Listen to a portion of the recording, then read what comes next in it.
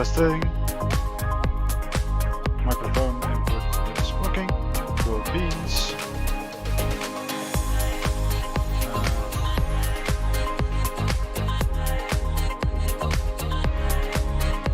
All right.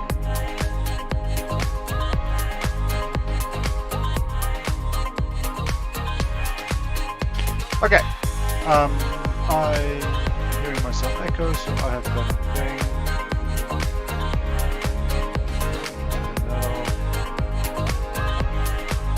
Okay. Right. Welcome back to the Myriad Skies channel and to the live stream. If you're here for the live stream. Otherwise, welcome here for the recording. Our music is a bit loud. Also, welcome Phoenix. I shall turn the music down a bit. Should probably actually be able to do that from here. Gotta use my mouse for that.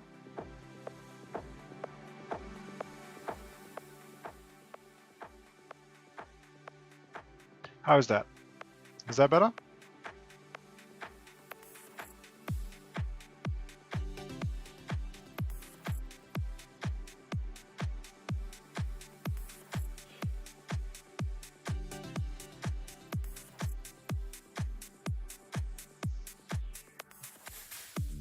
All right. If it is too loud, please do tell me, because I myself have not figured out a way of actually telling how loud it is yet. So that's a bit of a problem. All right. I'll the volume on my own headphones a bit so that I don't get. Anyway, cool. So this time around, I was thinking of either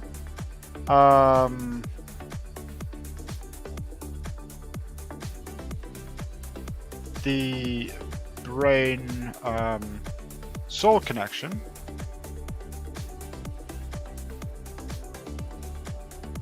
For some reason, I've associated yellow with soul. Soul doesn't actually have an appearance, but I just use that for representation purposes. Or figuring out. Okay, there was another thing that had to do with, oh yeah, like figuring out like a nutrient cycle. But because that took me ages to figure out, and I can notice. Oh, hello.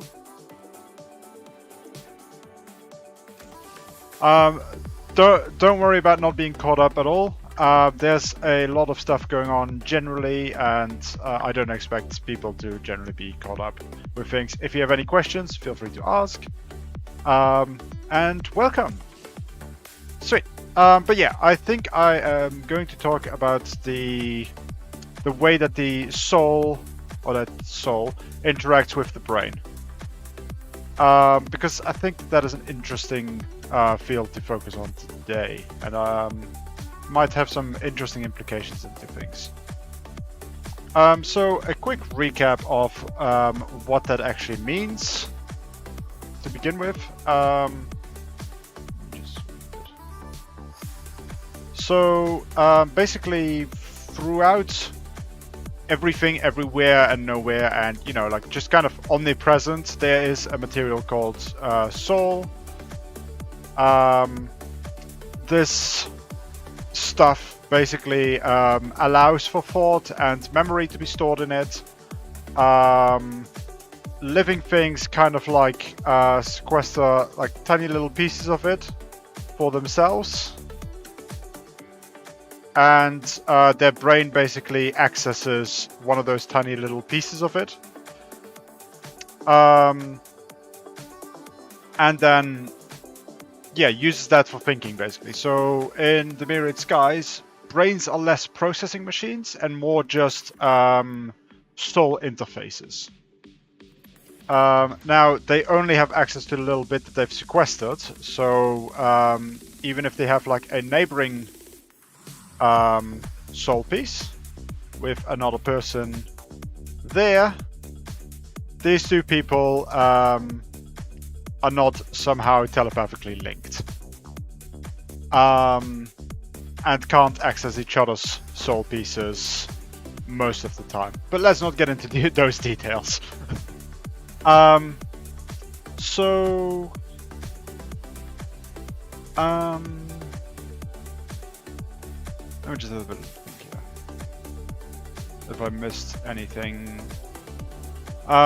Previously I had a bit of a talk about how that works in terms of like death, life, birth, all that kind of stuff. Not gonna get too into that at the moment because it's not too relevant to that. But basically I am going to be talking about and figuring out, let's see if I can draw something vaguely brain shaped. Oh, that's pretty alright.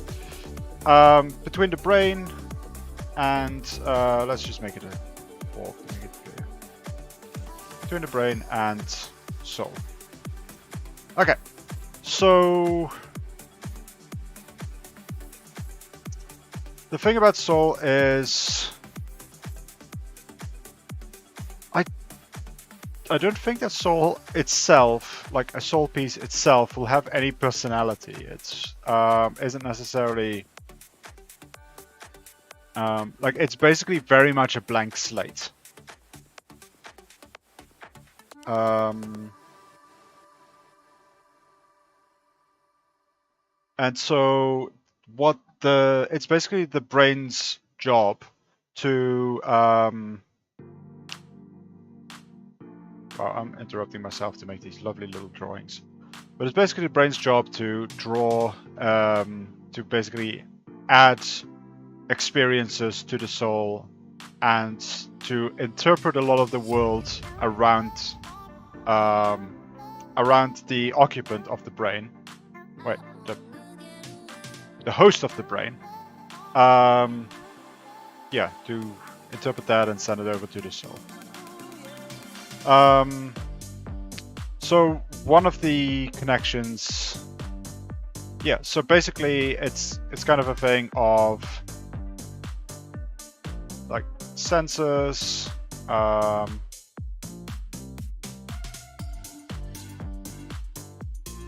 you know, all of those signals get sent to the brain. And then the brain kind of packages them in a way that can be read by the soul. Just turn those into arrows. And then the soul in turn does its thing. I was trying to draw a computer, but let's just make it a laptop.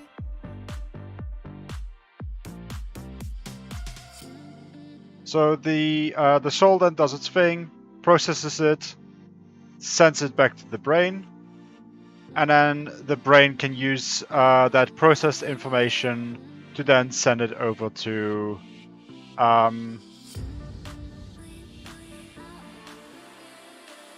say the limbs. Yes, those are limbs. And so basically what you get is, yeah, the brain is kind of an intermediate between the soul and the senses, and between the soul and the limbs. The soul piece kind of decides on an action, which it then sends back to the brain. Brain then goes, ah yes, this is how I make that action actually happen. Sort of like that.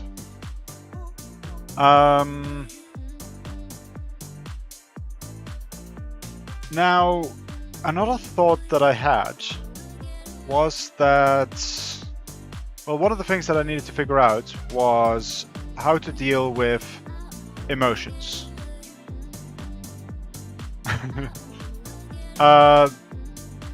Well, that's actually an interesting thought.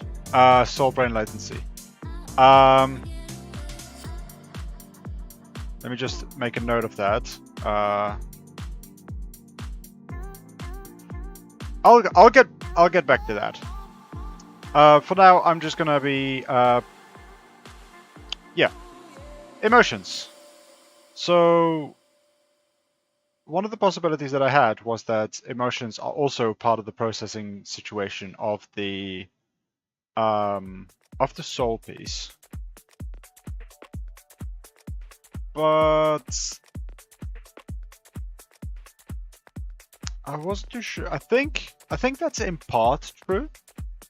But I think a lot of it is also dependent on the brain, I think. Wait a moment. No, actually, no. I think I've got it. Okay. So basically, anything that goes into the soul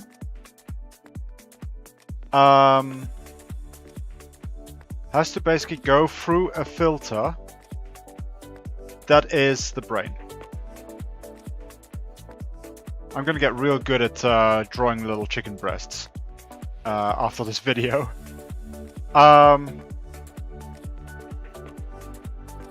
So yeah, all of it has to go through the filter of the brain.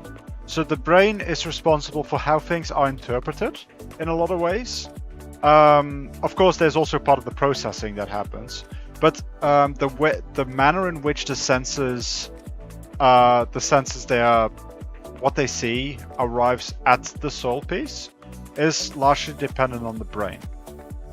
And I imagine that a lot of these senses also get influenced by wow, that is awful.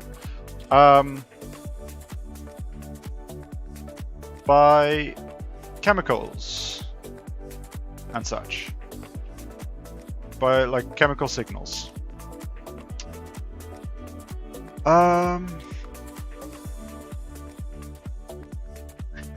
Turns out that thinking on stream is pretty difficult, and I am finding myself constantly trying to hurry too much to be entertaining rather than actually thinking about things as they happen, and my brain goes flat.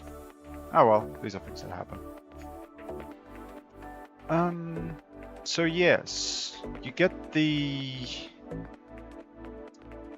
Okay, so what does this actually mean? I'm trying to remember thoughts that I had previously to make this.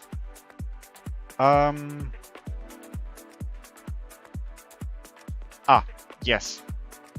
So, one of the things, for example, that this kind of leads to is soul itself doesn't actually care about being about surviving or not. Soul itself does not have, like, soul is eternal. You cannot destroy soul. Like it gets kind of like fragmented and refragmented and brought back together and whatnot as it goes on, but you can't destroy soul. So soul doesn't really have any need for like any self-protection. You know, like it doesn't need to care about surviving. But the organic body very much cares about survival.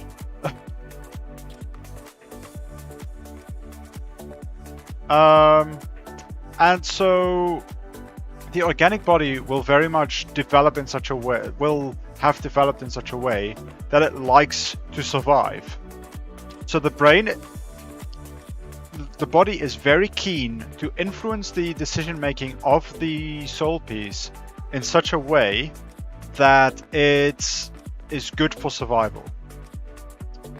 And this is where positive and negative chemicals come in. So that basically that is, yeah, so basically you get systems in place. It might not even be chemicals, but it might be magical signals or something like that. But some type of signal coming from the body might go to the brain, which then basically tells the brain, hey, this was a negative experience, or hey, this is a positive experience, which the soul piece will then take into account for its decision making.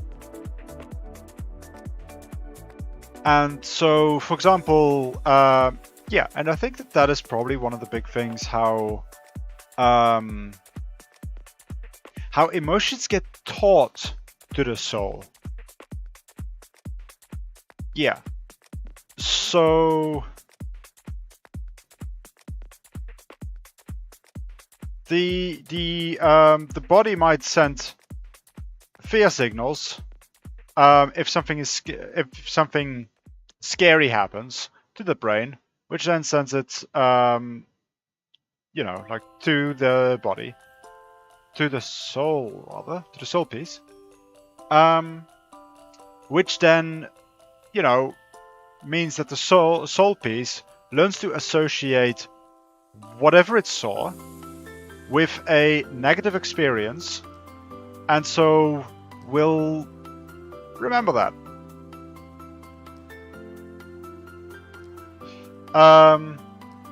And we'll use that in future decision making. This also means that, like, with enough willpower or learning or whatever, the soul piece can decide that actually this negative fear reaction is an acceptable negative. Like, what the fear reaction is what is causing the fear reaction isn't actually frightening. So therefore, the soul might ignore that, etc. But the soul piece is very much learning based on the perception, based on the filtered perception passing through the brain. Does all of that make sense in any way whatsoever? Because I sure hope so. But I also realize that I've been rambling a bit, and that might have gone several directions.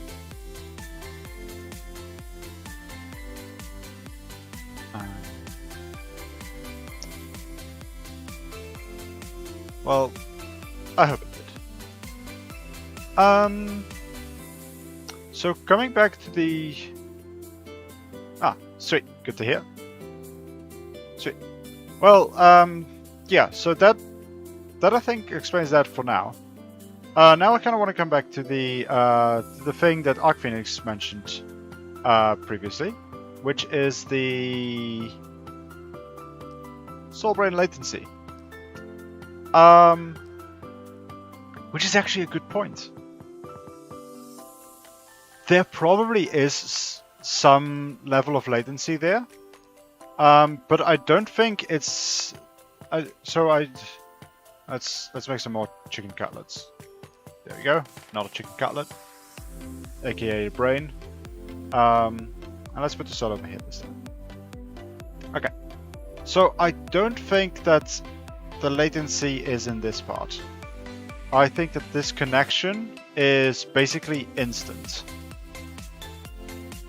I think that where the latency will be is in the brain. And this is basically the brain working to package and to pack and unpack its various stuff.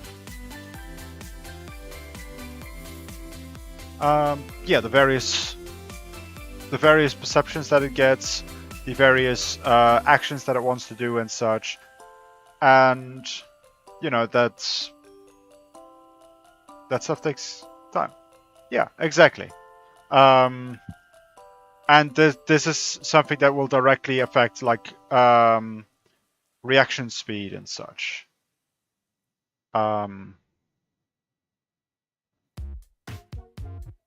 Now I'm thinking. Now that is reasonably much of a given. There's probably also some latency in like the actual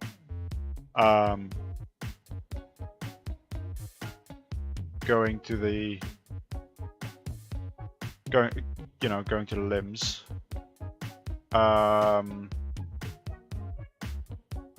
Some latency there, and probably also like some latency there. So there will be latency from the sensors to the brain, then the brain again as it's right.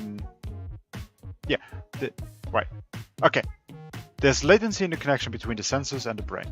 Then there's latency in the brain processing it, packaging it so that the soul can understand it, the soul piece. Then there's some more latency in the brain from the brain unpacking what the soul piece has sent it. Then there's some more latency as the various parts take action. I imagine that most of the latency comes from the brain, though. Now, what I'm wondering is if there's any latency in the soul piece. Now, this is a very important question because since soul is a universal material, any hard limits that I put on this means that there's going to be hard limits on every living thing.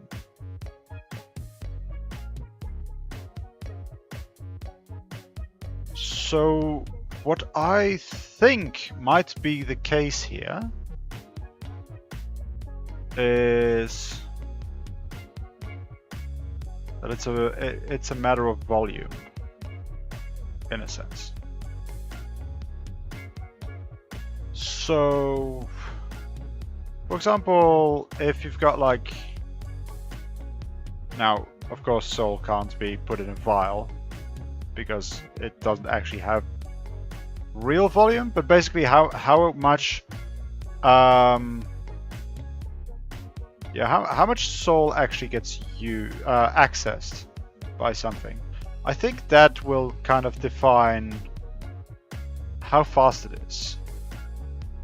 So the more soul a brain has laid claim to, the faster the soul piece will be able to process information, which means that it'll be able to process more information.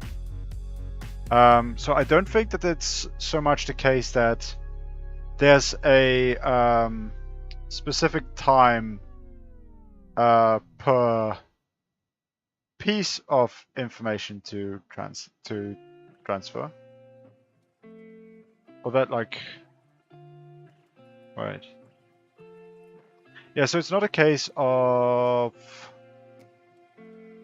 you send a piece of information over. That piece of information takes this much soul to be transcribed in this much time. It's more a case of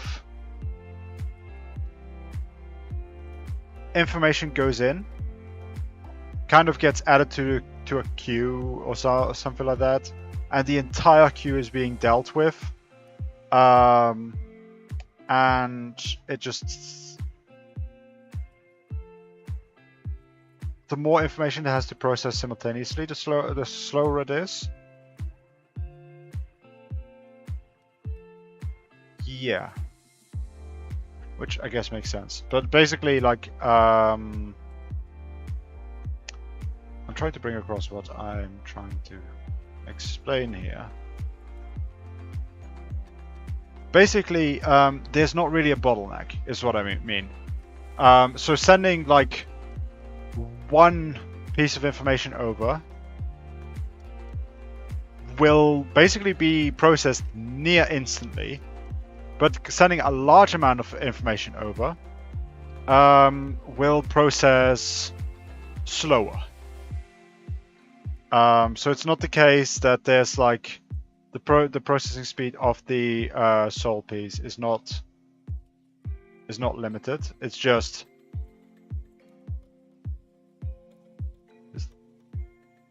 I don't think I'm explaining this well, but I hope it makes sense. I'm not going to linger too much on that. So yeah, so that basically means that there's already two kind of selective processors for Battle Brains. So one type of brain might have a really speedy brain itself.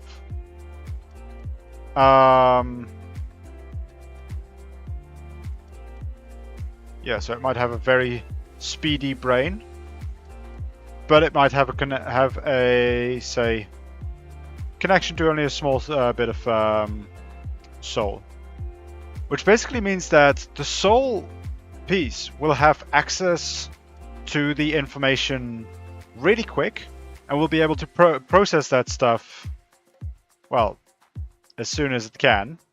But then, like, as soon as it's processed it goes to the limbs real quick and such. So the packing and unpacking goes real quick. So this is a specialization that I believe you'd probably see a lot in creatures that don't really have to make very complex decisions.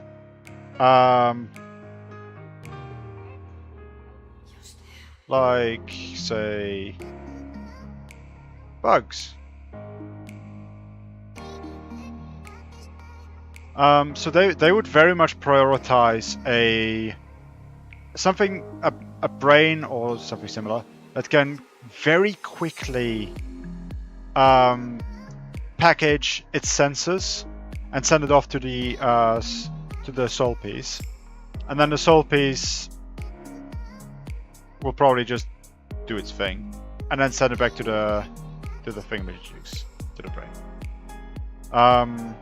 But the brain probably like cuts out a lot of information. Like it probably only sends the information that is necessary for the soul piece to make quick decisions.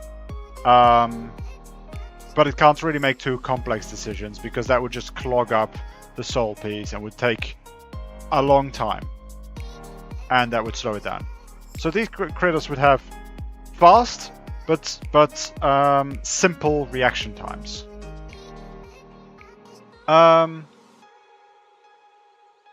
Another potential way of doing it is, of course, the opposite, which might not have as fast the other type of optimization, which might not have as fast processing power, but it may have access to a lot of soul. These kinds of beings would be able to make good decisions and very complex decisions, but they wouldn't have a fast reaction time. So it's very much a case of like they see something, time passes, and then it gets sent over to the soul piece. Soul piece processes everything real quick, sends it back almost immediately, and comes to probably potentially comes to quite complex solutions. And then the brain has to go, oh right, I have to send it over to the limbs. I imagine that there's also differences in... They can look different. I haven't actually decided what brains look like yet. I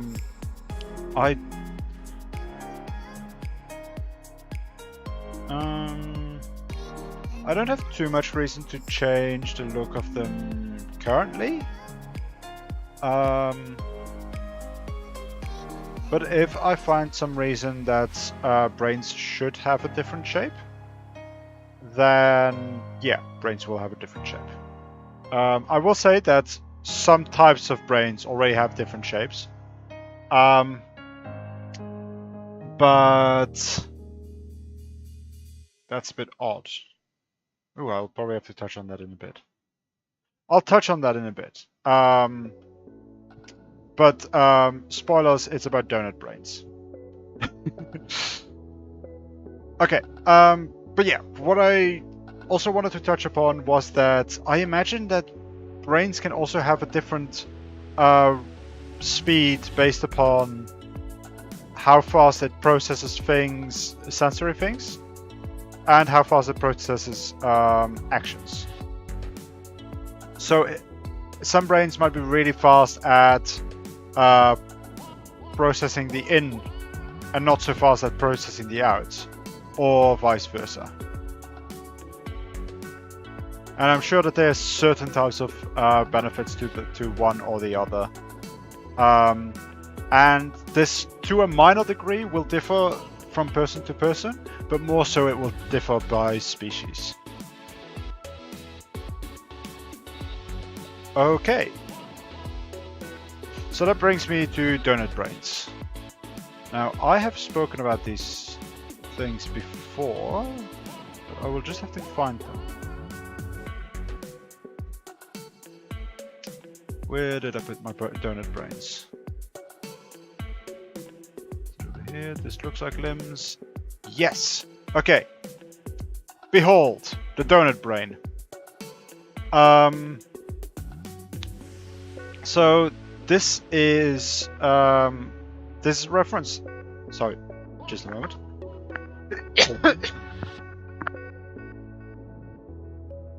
Oh, that probably didn't mute that, did it? Okay. Apologies for that. So in a previous video, I touched upon some of the biology of the lore. Who are the people, who are the main sentient people of this setting, and currently the only sentient people of this setting, arguably. No, I think that's already not correct anymore. Anyway, they're the main sentient people that at least I'll be focusing on. There we go. So they have a main brain that does their thinking and such. They also have well, what you're looking at here is a representation of the magic organ. So the magic organ has a storage lobe, so to speak, where it stores the magical energy. Then it has a manipulator lobe, where the magical substance that comes from the storage goes into the manipulator, it gets manipulated, and magic happens. For more details, you can find it somewhere. It's somewhere in my catalog of streams. Now, magic is done intuitively in a lot of ways, and that's basically what the magic brain is for, which is the donut brain. I call it the donut brain because it kind of forms a donut-like shape around the center of the two lobes, so that it's nice and close to both of them and can make very quick decisions and such. There's minimal latency. Now, when I came up with this, I was already aware that I was going to make souls or brains connect us with soul. But I just so conveniently forgot about that when I was doing this. So now I have to make an interesting decision, which is to say,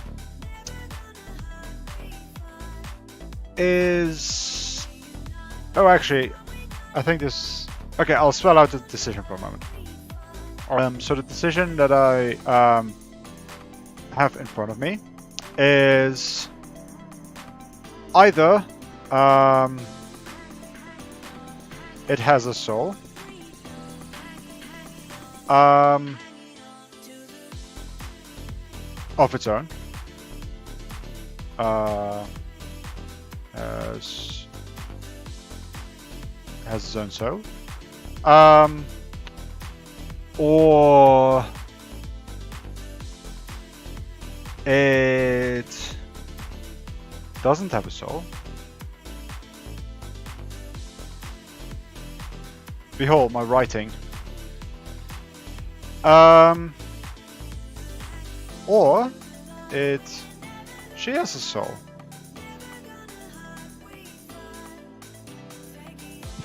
Now I think that I'm actually going to go for the she has a soul. So basically, this although this is a separate brain, it's still it's basically, how do I explain this? Although it might have its own anchor point in soul energy, wow, I'm confusing terms. Although it might have its own anchor point in soul, it basically connects via soul with the main brain, allowing it to basically share the soul piece. So, although it is a separate brain with which kind of does its own thing, and probably like sets aside a little soul piece for itself, even kind of like doesn't allow the rest of the soul to touch it, but it still directly communicates with the soul. Yes, actually, I think that actually works quite well, I think. Okay, diagram time. Chicken cutlets. Donut brain. And let's make a field of soul, so that I can explain what I mean. Okay. So the main brain sequesters a part of soul. Then the donut brain also sequesters a small little bit of quote-unquote neighboring soul, although that doesn't really make too much sense. And then has a little channel. Let's make that a little bit smaller. Has a channel connecting it via soul to the main brain soul. This basically allows for the donut brain to basically have its own bit of soul, which is fully focused on just processing magic, on just figuring out, okay, the main soul wants me to say create a fireball or something like that, just to be generic. That command basically gets sent to that little bit of sequestered soul, which then processes how to actually do that. And then the donut brain processes the results of that and gives it to the magic organ, the manipulating part of it, probably specifically. And so, yeah.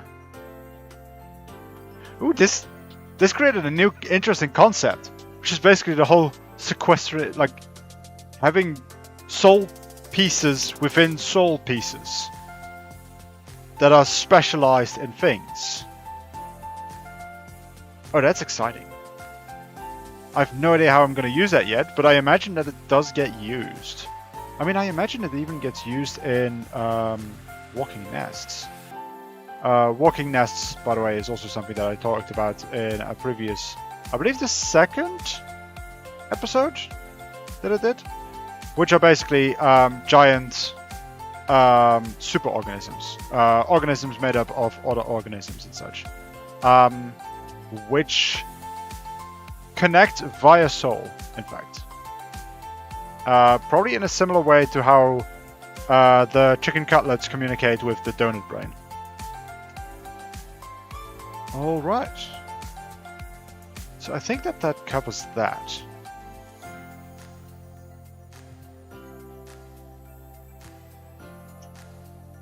Ah. Okay,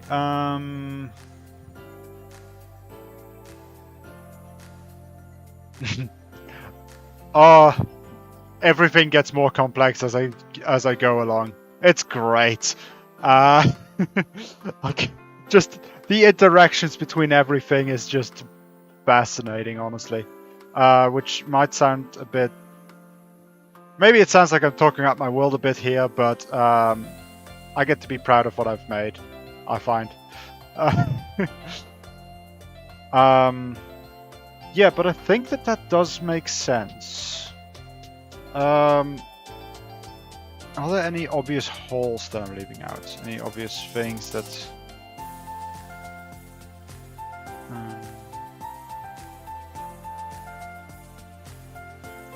I can't currently think of anything obvious that I have left out.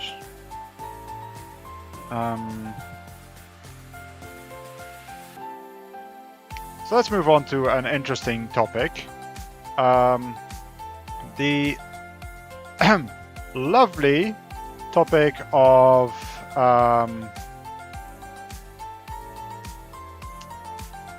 brain damage.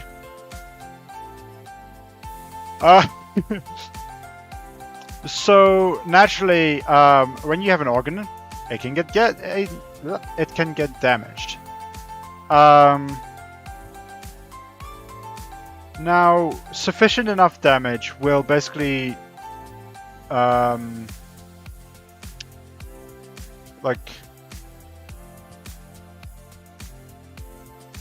sufficiently damage will just sever the connection between the brain and the soul.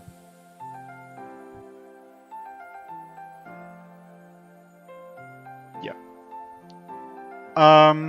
And that naturally basically leads to death. However, a more moderate amount of damage might very well lead to... Well, it will lead to impairment of it. But the connection with the soul piece should still be in... Oh. Oh. I imagine that there might actually be levels of connectivity. So, say you have the soul piece. Well, I'm not sure what you mean. Whether you can... I mean, if you can fix the brain and pull the soul back from where it went to and push it back in, well, that's no, actually, I'm using the wrong terminology here. I'm using wrong words, which are probably confusing because I'm again talking about soul as if it is a graspable substance. But basically, once soul disconnects from a person or from anything, it goes on to the next. It basically goes to an after realm, which is kind of an afterlife, where it will try and connect with a different thing. Or alternatively, you can see it as it basically gets scooped up by the next life.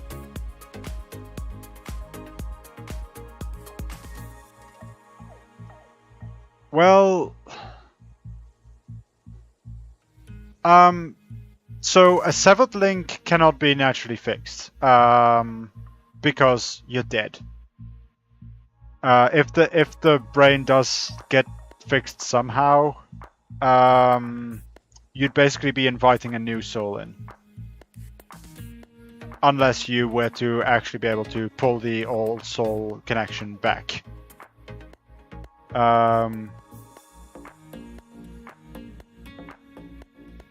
Yeah. But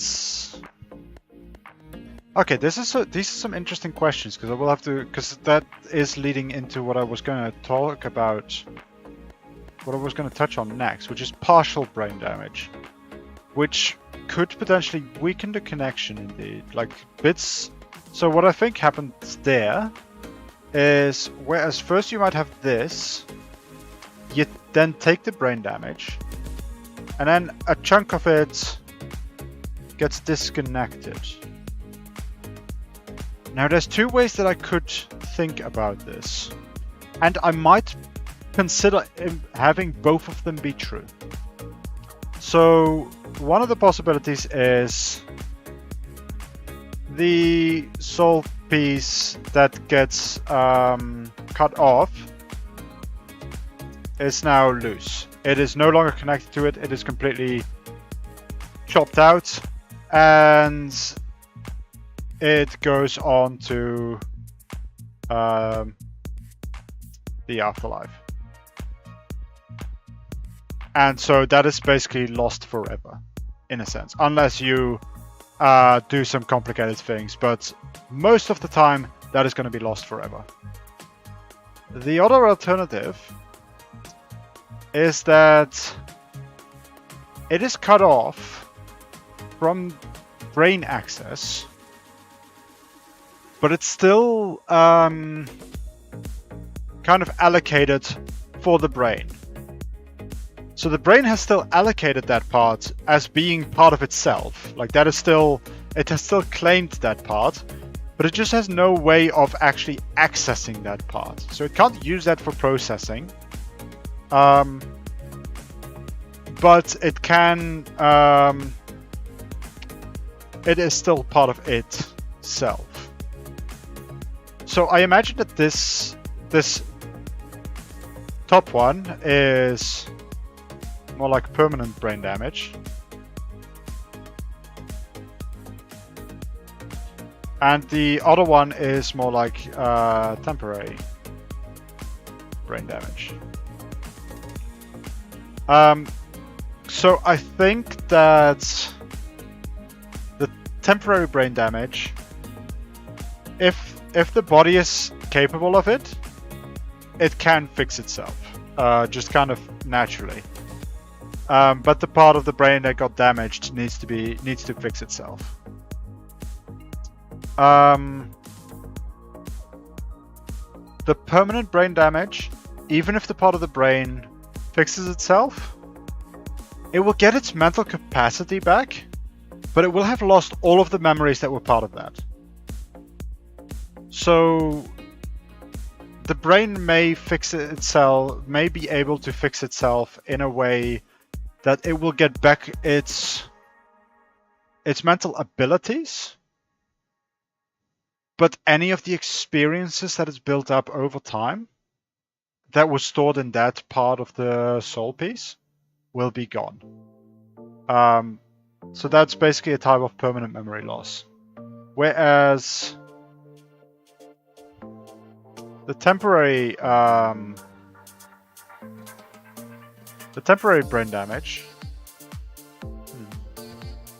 yeah, I think that will lead to like stuff like temporary memory loss, temporary faculty loss, and such. Now, I think that the permanent brain damage will also lead to temporary faculty loss, but you have to relearn them. Whereas the temporary brain damage one, once the brain fixes itself or it gets fixed, the knowledge that it had, that sequestered part had in it, will return. So say that contained your knowledge of how to walk. You hit your head, suddenly you forget how to walk. Then your brain gets healed, either by itself or because external intervention, and suddenly you immediately know how to walk again. Whereas with permanent brain damage, you'll have to basically learn how to walk again. Basically from scratch. So that's kind of like the main difference between those two, I think. Yeah, I think it is interesting to implement both of them in this manner.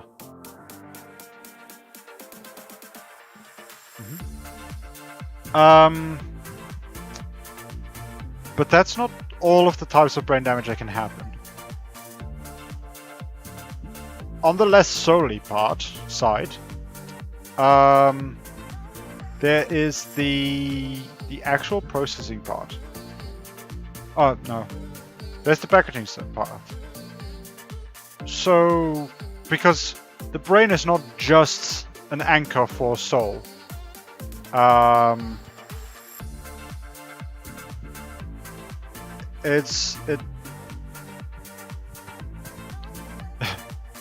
of the time I'm being distracted by just trying to figure out what to draw, to be honest, as I talk. But yeah, the other side is that whole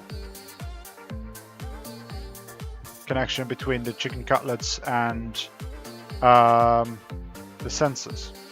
Right, let me draw that a bit further apart so that I actually have some space to do things.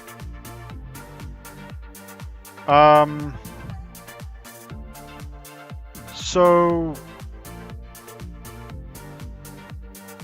the brain, connects with the soul. But if, say, the eyes see, let's say a tree. Beautiful tree. Then it gets to the brain. Now, a normal brain will, of course, go, ah yes, this is what I see. Let's send that over. But a brain with brain damage might do any number of things. Let's split that up, just for fun. So, one of the things it might do is it might just show it wrong. It might, suddenly show it all upside down. Or it might show it in the wrong colors.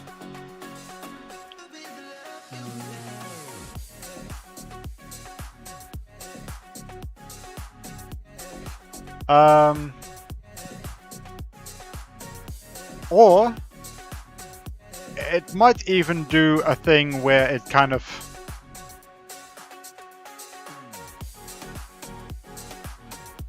confuses that for sight and sends the confuses hearing for sight and sends those signals instead, causing potentially like all sorts of hallucinations or such. Like it might get signals crossed. So yeah, brain damage can also affect how senses do things, which can cause all sorts of strange things, including hallucinations, color blindness, not even being able to see sharp, all sorts of things. But there's also, of course, the other side of things, which is the brain sending things out to the various parts of the body.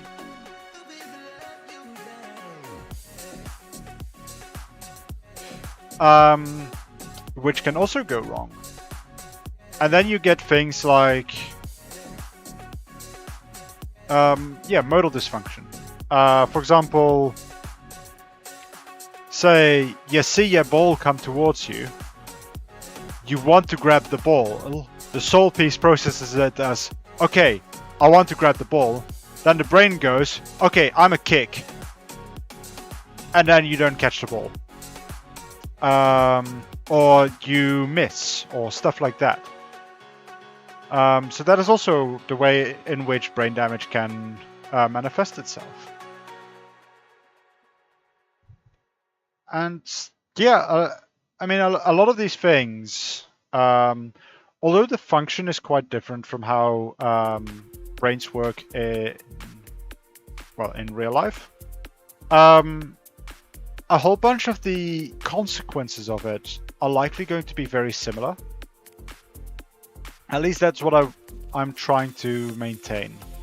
I'm basically trying to maintain function relatively similar to how, say, humans think, for example. Because besides not thinking that I'm able to, you know, like figure out how a rather foreign being would think, I also just don't really want to try and figure that out for the main species, which I'm keeping kind of similar to humans in a bunch of ways, so that I can actually go into other parts of world building too. Yeah.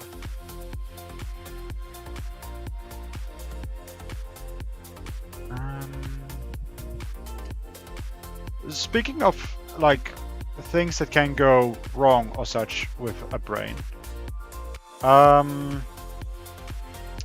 imagine that coming back to this whole thing, the whole like, yeah, the extra signals that the brain basically sends to soul, besides just observations of the surrounding world.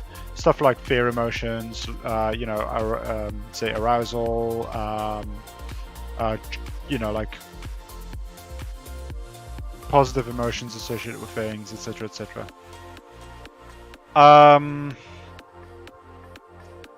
That can also go wrong, and that can potentially teach the soul piece in strange ways, which can potentially lead to, yeah, I imagine that could lead to mental disabilities and such, also, or mental disorders and such.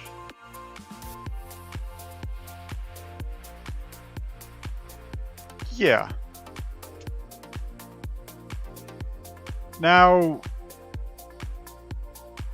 I think that is going to be about it for today. If I am not mistaken, we have been here for, yeah, about an hour, which, you know, is not unreasonable, I think. And I think that I've explored this topic reasonably thoroughly. If you guys have any further questions about any of this, please do feel free to ask. I am keen to answer questions. And while I wait for that, I will just express another fun little thing quickly, which is that walking nests actually use something similar to this whole thing. And that's all right. If you have questions, or if any questions come up, you can still comment them on the video, for example, because I will check video comments as well. Or you can just ask them next time we're on stream, because I will just answer any questions that that happen to pop up. So yeah, with the walking nest thingies, interestingly enough, it actually works quite similar to this. If you remember, with the two sides of the brain that kind of connect to the same thing, the same soul piece. So a walking nest. Ooh, that's an ugly yellow. Come on, give me a yellow. There we go.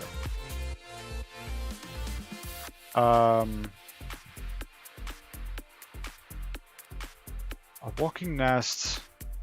Well, you've got all these organisms that have their own little pieces of the pie, and then a walking nest kind of just connects them. And that's how a walking nest forms a single superorganism. It just connects all of the various soul pieces together, forming one greater mind. There's no domineering happening here. It's genuinely just the various minds connecting and becoming a single superorganism. Although, like, the walking nest's original organism does have a very big piece of soul sequestered, so it tends to make the majority of the decisions, but it doesn't overpower the others so much. It's more of a case of persuasion, almost. But anyway, we'll get into more detail on that another time. For now, thank you for joining me on yet another world building session for the Myriad Skies. And with that, I will bid you farewell.